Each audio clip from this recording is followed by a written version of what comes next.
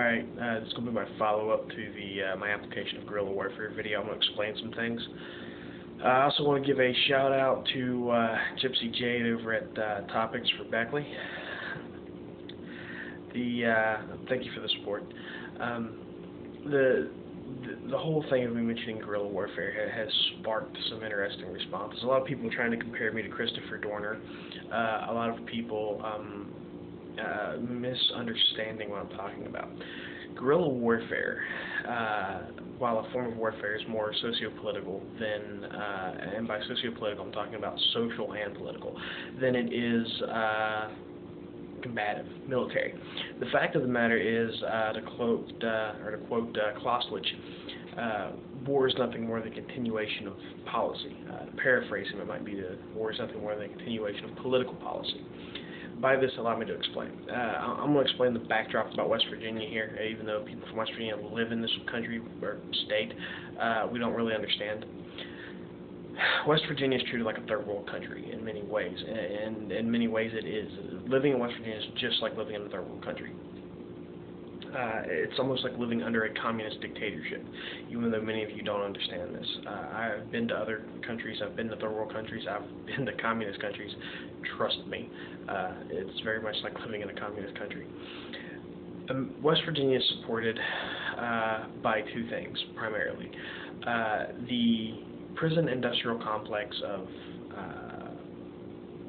police arresting people and lawyers to represent people, and jails. We have a privately owned jail system, which many of our judges and magistrates and police officers and police captains are all stockholders, which gives them more of a reason for locking people up. The other reason to this is the only real money the state has either comes from the coal industry, specifically taxation on coal companies like Massey and such, and that's why they tend to keep any other industry out of West Virginia. Yes, we have a lumber industry, but say if you were to build a company building furniture, in states like North Carolina, for example, people working in McDonald's get paid somewhere around $12 an hour because there are other jobs in factories, which is harder work, which people flock to because they pay a minimum of $14 to $18 an hour. Which is almost what a great many coal miners make here in West Virginia. But coal mining is extremely dangerous. It's 12 to 15 times more dangerous than being a police officer.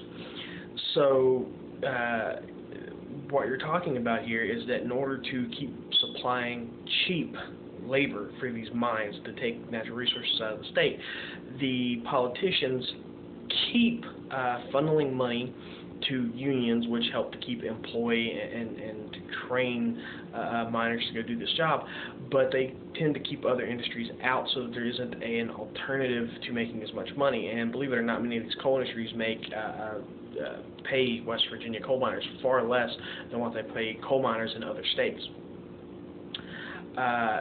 So you need to understand that as kind of the backdrop to understanding things. That's why China, who holds 90% of the rare earth minerals that go into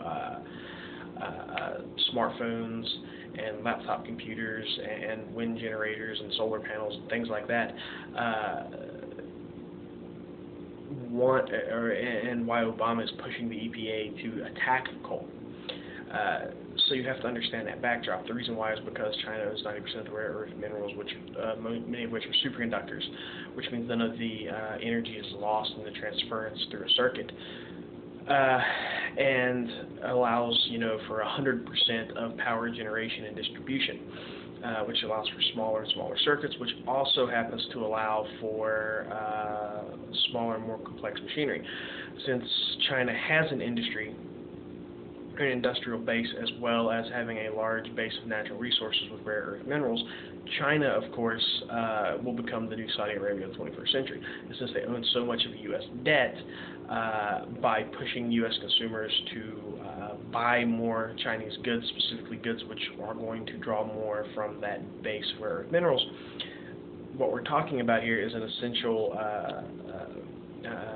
paying off of debt through bolstering the Chinese economy by weakening the economy within the U.S. for certain things like fossil fuels. which pretty much destroys the economic structure of West Virginia, leaving only the prison industrial complex, so-called law enforcement. Now, that being said, see, this is why I don't really care about the application of violence in my case, because in my situation where we can see where Trooper Eford falsified evidence and tampered with evidence, and I took it to Lieutenant Deeds, and Lieutenant Deeds covered for him and even threatened me to try to deter me from pushing the issue. Or it went to Captain White, and after threatening to take it higher to the superintendent, Captain White, amazingly after that, then they charged him with child pornography. And they were all doing this to cover up evidence for another case, because there's a complete process of forcing this prison industrial complex. It doesn't really matter if you're guilty or not, as long as you take the plea bargain, justify them in the arrest, justify them for the actions they've taken. And so what we see here is wrongful misconduct carried all the way up to the superintendent of the state police, all the way up to the governor's office. From the complaints I've filed, from the videos and the evidence and everything I have that I've put out on the internet. And I've done this to an extent for a very specific reason. I've done this because in West Virginia, by the way, is what's referred to as a tort hellhole. Our legal reform, our legal system is highly prejudicial, highly biased, and highly corrupt. We have the worst judicial system in the country. And with our police acting like jackbooted thugs, arresting people on false pretenses, it pretty much removes the cloak of authority that these officers have. And now, so for those of you who wonder why I would do so, let me explain. See, I'm not so much interested at this point in time in using violence. Violence is still an option, but it's an option only in self-defense as far as I'm concerned. So, that being said, you have to understand that someone over on Topics on Beckley had compared me to Christopher Dorner. Well, there's a great deal of difference between me and Dorner. Number one, Dorner was Navy, he was a Navy officer, who means he had a task dealing with administration, and he didn't have a lot of combat training as far as that goes. Then he was a SWAT team member. There's a great deal of difference between what the Army teaches you and what SWAT teaches you. In comparison, I've had urban warfare training very similar to what SWAT learns in the Army. It's called Mounts Military Operations on Urbanized Terrain. And I've trained with various members of different groups. I've had NCOs who have been through Special Forces training and Ranger School and everything else. And NCO's job is to teach his soldiers, and I had some damn good NCOs who went and taught me things they learned in Ranger School, taught me things they learned in Special Forces School. I actually had an NCO who at one point in time was a Navy SEAL, joined the Army to be closer to his fiancée before they got married. So that he even taught me some things that he brought from the Navy SEALs that he had brought from foreign countries. I've trained with foreign military, extensively with the ROC Army, the Republic of Korea, what we know as South Korea. I've trained extensively with their soldiers, not just the Katusas that train alongside military soldiers and are liaisons to the American Army in Korea, but actually alongside ROC Army soldiers, training in their methods and living in their barracks and such. And, you know, I've even trained with former specimens. I've been invited to go to South Africa to train out there, to actually train with a guy who, while a ninjutsu instructor, is also the civilian in charge of training the South African Special Forces in various techniques and tactics and such. So I have a great deal of more extensive training than what Dorner did. And just running around shooting the police really doesn't serve a purpose. One, taking an aggressive offensive action doesn't justify the need for self-defense, which makes it illegal. And there's kind of a legality thing here that I want to play with. Now, when I can legally kill an officer in self-defense, which is my right as per Baddock versus Ohio, or Baddock versus the U.S., I'm sorry, not Ohio, and this comes into the effect of Brady versus Ohio, which talks about the good faith, bad faith clause. We can already see there's enough corruption and everything else involved to assume bad faith at any time, given the right circumstances. You know, I can't go and, let's say, rob a store and having robbed the store, having me on video robbing the store, kill a cop who's coming to lawfully arrest me because they know they have me for robbing the store. However, if there's a false arrest, something that I didn't do, something that the police haven't even investigated, they're just coming to arrest me, coming to accuse me, it's one of these situations where I have reason to believe that my life is in danger because it is a false arrest, then yes, I do have that jurisdiction. I do have that right, that ability under the law of the United States of America. So the whole point of me not using violence is so that what's happened to me has happened to others. What is happening to me is happening to others. It's to set the example that other people can stand up and put these things out here. I didn't pass the bar. I didn't take any courses in the law or anything else. I did it by picking up a book and reading the law books. The law books, the code, the rules of evidence, the rules of criminal procedure, they're all on the internet. And more importantly, they're all at your public library. They even reference certain cases which have established those codes via the Supreme Court of West Virginia. So, and that also affects cases which have been brought before the Supreme Court of the U.S., which applies to all states. So there are certain guidelines and restrictions within there, within certain states, within certain elements, and you have to address and pay attention to these things. And it's one of those things, if you're going to fight this battle, you have to know how to do so. Then you also got to bear in mind, what has happened to me, what I'm justifying by saying that the police are corrupt, that the government in itself is acting corruptly by covering up for the corruption in this, it puts a lot of different things into perspective. For example, the missing 15 months worth of drugs from the Beckley Police Department. That kind of calls some things into question, doesn't it? Specifically, why is it that the DEA is investigating this on the federal level when it should be the FBI? Bear in mind, I did mention that there was an FBI agent, senior agent, Michael Hayden, who was involved with the whole conspiracy with Duckworth from the previous case 7 years ago. Maybe that has something to do with it, because generally it's the FBI who goes investigating issues of police corruption and such. And I know about Mr. Hayden because I've had contact with the FBI in D.C. So, and I haven't really heard much from the FBI, either yay or nay, so it's kind of an interesting little thing to see how this is playing out. It also plays out very interesting to note that when you're talking about this guy up in Charleston, some months ago, I think it was about 6 months ago, who was involved in a shootout with the state police, who were trying to apprehend him in his home over something to do with some sexual charge. And they said it was some sexual charge to explain why they were there, to explain why they went out with the SWAT team or whatever, to why this guy resisted. But think about it. If you're an innocent person and you didn't do anything criminal and they're trying to wrap you up into something, put you down as a sex offender, the lowest scum of the earth when it comes to criminals, and the only way you know how to, avoid this stuff is to resist physically, to pick up a gun. Wouldn't you do it? Or would you just sit there and let them wrap you up in this whole little thing of being a registered sex offender, having your name and your reputation and everything else dragged through the mud in this fashion? Believe me, myself personally, I most certainly would resist. And knowing they threatened me with it, knowing it was the worst thing they could possibly do, I went ahead and pushed and allowed them to do so simply so that I could prove that they were carrying out their veiled threat. As long as it remained veiled, I couldn't prove it was a threat until they carried it out.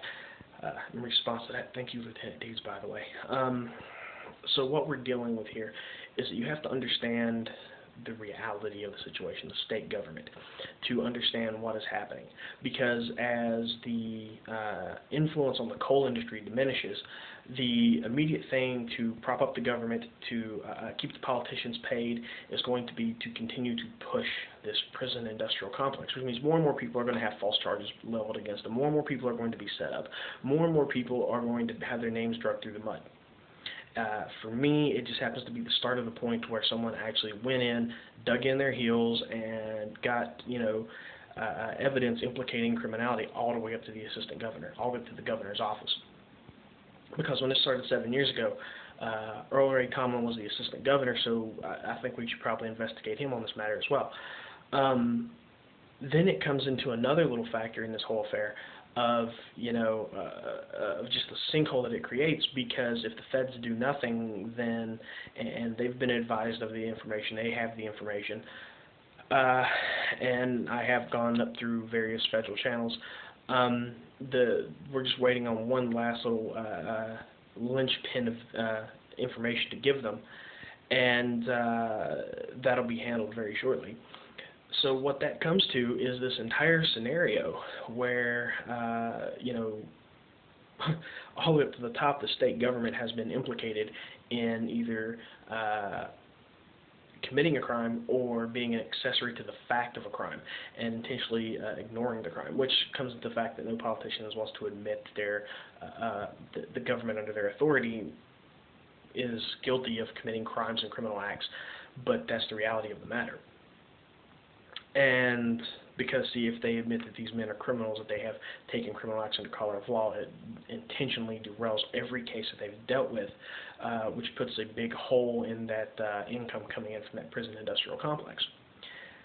So then, when you look at the guys, like the guys in Raynell who set fire to West Virginia State Police cars in response to something the state police did, when you start seeing these violent acts of sabotage, these acts of harassment, of attacks done against people in West Virginia, or the police in West Virginia, by the people around them, what you're seeing is the early signs of the social disdain for the way the government is operating. This is the early signs of a potential insurrection, of a potential guerrilla insurgency. And in my case, by adhering to the strict rule of nonviolence, except in the most stringent terms of self-defense, I'm doing the same thing as Gandhi, the same thing as Martin Luther King.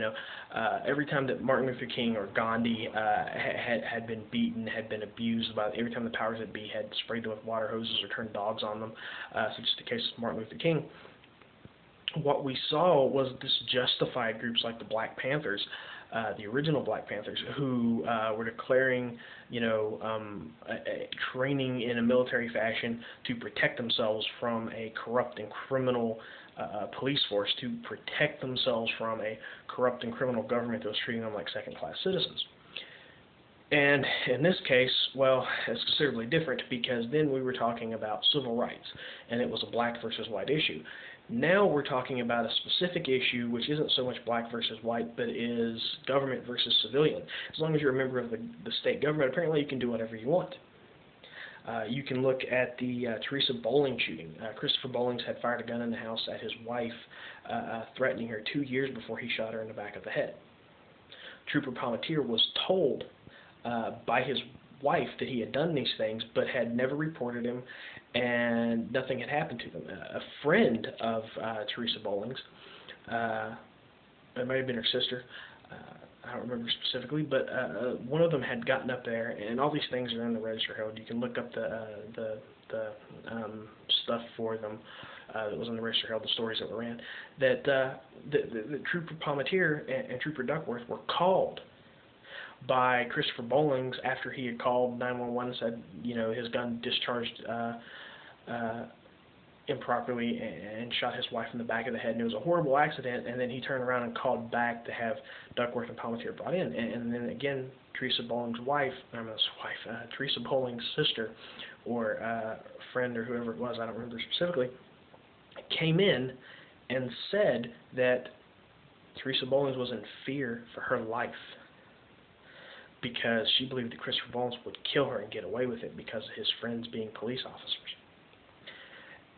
So it makes you wonder exactly what, and even in the case of Palmatier and Duckworth, who both show up in my case as well, fabricating evidence and everything else in that whole ordeal, it raises interesting little questions, doesn't it? I filed complaints before, and the lieutenant I talked to before just gave me lip service and walked away. I knew I wasn't going to do anything. Lieutenant Deeds actually didn't even have the common decency to give me lip service. He just openly told me he wasn't going to do anything, and tried to get rid of me, and so I kept pressing. And, all these calls recorded and everything else. It is just a very unique situation in and of itself. So now we're stuck to a point where this usually becomes a massive political embarrassment, which also happens to justify every act of violence carried out against the West Virginia State Police, because the people in charge will not do anything to stem corruption. So, anyone dealing with them can get up here and claim corruption and have, proof that when they have complained about corruption, no one's done anything. So long as you can, keep track of your complaints. And in those cases, in my case, I happen to fill mine full of legal arguments, which tends to remind them to do their fucking job, knowing they won't do their fucking job to begin with, just to piss them off, because the entire point is they have to do it regardless, and whether or not I'm an asshole to them or not. Their job is to protect and serve, and apparently they're not protecting and serving anything but themselves. The whole point of this is very simple. See, the difference between me and Christopher Dorner essentially breaks down like this. Dorner started shooting people. He put some rant on the internet and started shooting people. I put evidence on the internet and haven't shot a single person yet.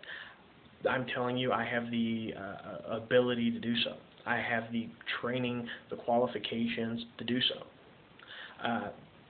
I'm willing to do so if the justification for using force is right. However, I'm not just going to jump up and kill people for no apparent reason. I'm not going to go out trying to harm people simply to push my own need for vengeance or justice. Same difference either way. When a peaceful resolution can be sought. Now, I will defend myself, and I have stated that. But the type of defense is limited to the scope of the assault upon my person, I guess you would say. And see, by explaining all this, even though I put out the original video, and seeing how the guerrilla warfare thing freaks so many people out, you need to bear in mind, this is socio-political warfare. This is me speaking and a society hearing me, and whether you listen, whether you think I'm crazy or not, there are a few who will listen to what I'm saying, who don't think I'm crazy, who see what's going wrong with this state, who see what is wrong with the government, who see the prison industrial complex of the state of West Virginia for what it is. And they're the same people that are going to support and take action, especially in their own case, especially if they've been through it themselves. And people who may be going through this, who are going to follow my lead, who are going to file complaints, who are going to record their conversations with the police officers while filing the complaints, and to continue that type of thing, to continue that sort of pressure. Because as that pressure exists, it makes it more and more less profitable for the state to continue pushing this prison industrial complex when they need to bring some other industry in here to, help us, since we know we're going to lose coal, regardless of which we're going to lose it to one extent or another, simply to help bolster the Chinese economy and to help bolster the Chinese production and distribution of rare earth minerals. We're going to, we're going to lose it to some degree, some margin regardless. The issue to it is making it so painful to take the alternative which is in place, which is turning West Virginia into a giant prison state. We already live in third world conditions. Why allow it to get worse?